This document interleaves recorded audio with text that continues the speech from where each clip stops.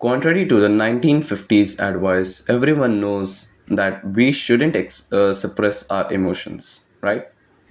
But do you want to know a step above that? A step to put you on steroids, right?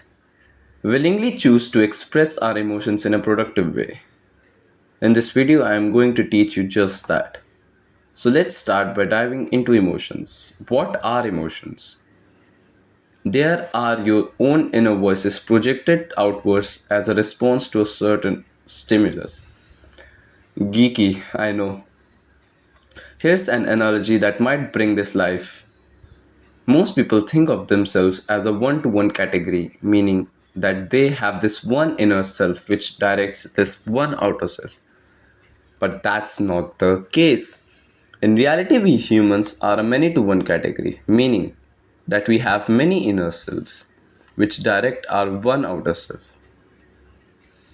You can think of yourself as a company and your many inner selves as the different directors of the company sitting across the table.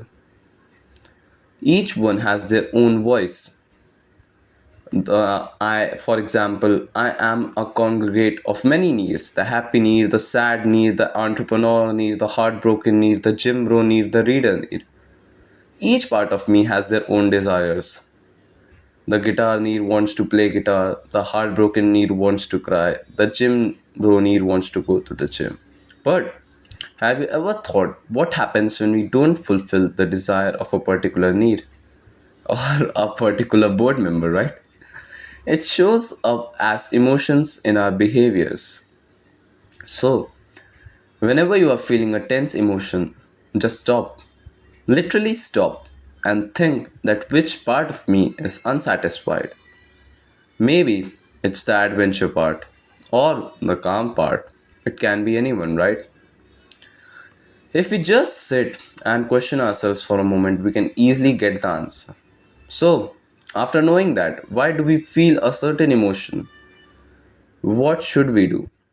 We still need an outlet for the inner volcano erupting inside us, right? This is where we start to being creative. Sometimes the answer is simply to cry. I can remember thousands of times when I cried and it made me feel better. I still vividly remember how much it had hurt after my second breakup. I had all these pent up emotions in me for days and I didn't know what to do with them until one day I snapped and cried standing on my terrace in the dark. I apologize. Society tells men to be strong and to never cry, but sometimes it's easier to be strong after knowing how weak you are. Crying makes me feel like a load has come out of my chest. But that's me. It's not might be the same for you. For you, it might be talking to your friends or going on a walk or heck, even destroying your stuff. Be creative, find your outlet, right? You should also know that these different emotions need different outlets. Just like different diseases need different treatments. I would never cry when I'm angry to make me feel better. That's where an aggressive workout in the gym comes in. Most of our lives is wasted denying things. We deny that we are selfish or cold, when in reality we can just accept them and work upwards from there. If you know you are a coward, but in times of pain, in times of stress, you stand up despite being fearful, you slowly become courageous. That's courageous. The beautiful thing about rock bottom is that you can only go up from there. So instead, next time, whenever you feel an emotion, don't deny it, as denying usually converts active anger into passive anger, which later shows up in various behaviors. You can't afford to not understand your own self, because who will understand you better than yourself?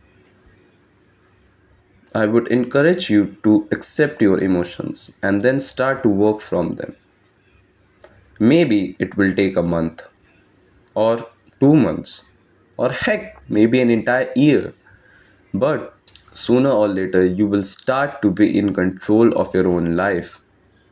So, start small, start soft, but start. The road to emotional mastery begins with a single honest feeling.